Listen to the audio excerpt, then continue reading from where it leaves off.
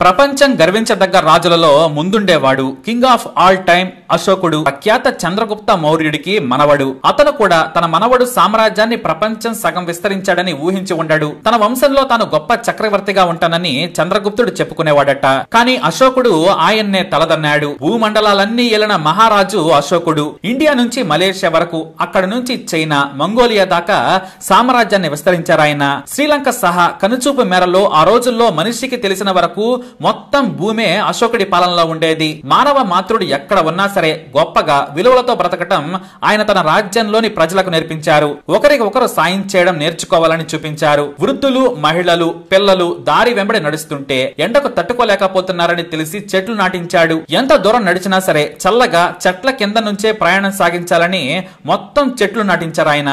ఇలా చిన్న విషయాలను కూడా వదిలిపెట్టేవారు కాదు. కానీ రాజుగా తాను కిరీటం చేపట్టిన కొన్నాళ్లకే ఆయన యుద్ధం చేయాల్సి వచ్చింది. కత్తుల తయారీ, యుద్ధ తంత్రాల్లో అనుభవం ఉన్నవారు, కుయుక్తులు పన్నే మంత్రులు అక్కర్లేదు అని చెప్పారు ఆయన. బుద్ధిజం మార్గంలో నడిచిన అశోకుడు ఇండియా నుంచి మలేషియా, టిబెట్, శ్రీలంక వరకు ఆయన బౌద్ధుడు చెప్పిన సూక్తులను మనుషులకు చేరే వరకు బోధనలు చేయించారు.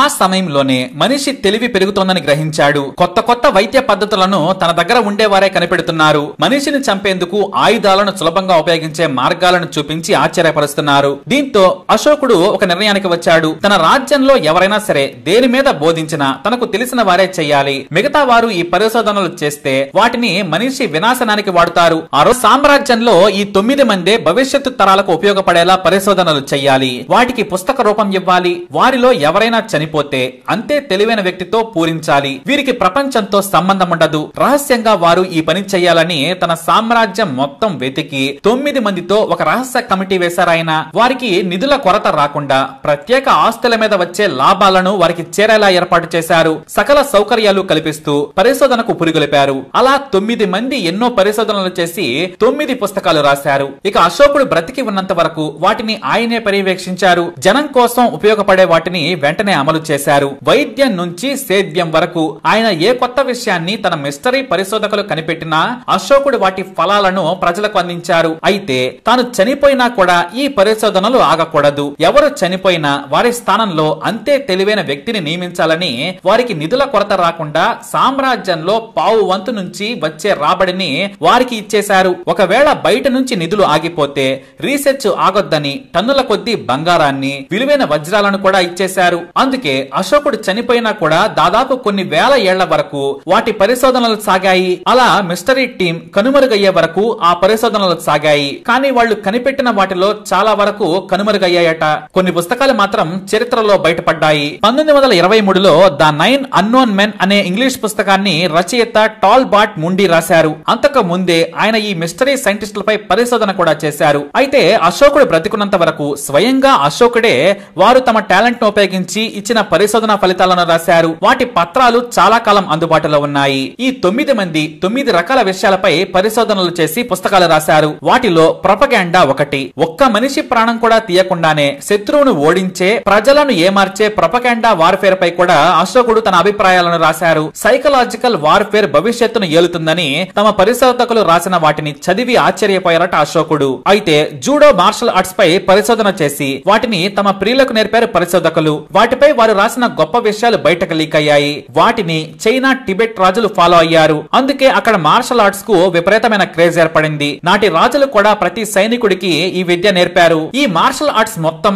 అశోకుడు నియమించిన మిస్టరీ టీం రాసిన వాటి నుంచే పుట్టాయట. ఆ పుస్తకాల నుంచే మనిషిని ముట్టుకోకుండా చంపటం ఎలా, యుద్ధం గెలవడం ఎలా అనే వాటిపై రీసెర్చ్ జరిగింది. ద టచ్ ఆఫ్ డెడ్ అనే ప్లాన్ బాగా పాపులర్ అయ్యింది. ముట్టుకుంటే శత్రువు చనిపోయేలా టెక్నిక్ ను, పాయిజన్స్ ను తయారు చేసింది టీం. ఇక యుద్ధం తర్వాత అశోకుడి టీం ఎక్కువగా ఫోకస్ పెట్టింది ఆరోగ్యం. అప్పుడే మైక్రోబయాలజీ పుట్టింది. మనిషికి కనిపించని క్రిములు అనారోగ్యానికి గురి చేస్తున్నాయని నాడే రాశారు. కానీ వాటిని చంపేందుకు వారికి సాంకేతికత సరిపోలేదు. ఇక అశోకుడి టీంలో ప్రపంచాన్ని భయపెట్టిన 5వ పుస్తకం కమ్యూనికేషన్. మనిషి కంటే తెలివైన జీవులు వేరే గ్రహంపై ఉన్నాయి. ఆ ఏలియన్స్ ఏలియన్స్ ఏదో ఒక రోజు భూమి మీదకు వస్తాయి లేదా మనిషే వేరే గ్రహం దగ్గరకు వెళతాడని రాసుకొచ్చారు. ఇక 6వ పుస్తకం గ్రావిటీపై రాశారు. ఆ రోజుల్లోనే భూమికి ఏదో శక్తి ఉంది, అది కిందకు లాగుతుంది, లేదంటే శూన్య ఆకాశంలో మనం ఎలా నిలబడ్డామని అతేంద్రియ శక్తి పేరుతో వాళ్ళు కుశలంగా రాశారు. ఇక కాంతిపై పుస్తకం రాసిన వాటిపై విపరీతమైన గొడవలు జరిగాయట. కాంతికి వేగం ఉంటుందని పరిశోధకులు చెబితే అది ఎలా అన్నారట. అయినా వారు చెప్పిన మాటలను నమ్మిన అశోకుడు లైట్ మీద కూడా తన స్వహస్తాలతో పుస్తకాలను ముందు మాటగా తన అభిప్రాయాలను రాశారు. ఇక అశోకుడికి ఇష్టమైన చివరి సబ్జెక్ట్ సోషియాలజీ. మనిషి ఎవల్యూషన్ నుంచి స్వహస్తాలతో మనిషి మనుగడను మనిషి నిర్మించుకుంటాడు, మనిషే నాశనం చేసుకుంటాడు. మనం యుద్ధాల పేరుతో ఎలా ప్రాణాలు తీస్తున్నామో భవిష్యత్తు తరాలు కూడా యుద్ధాలతోనే నాశనం అవుతాయని చెప్పారట.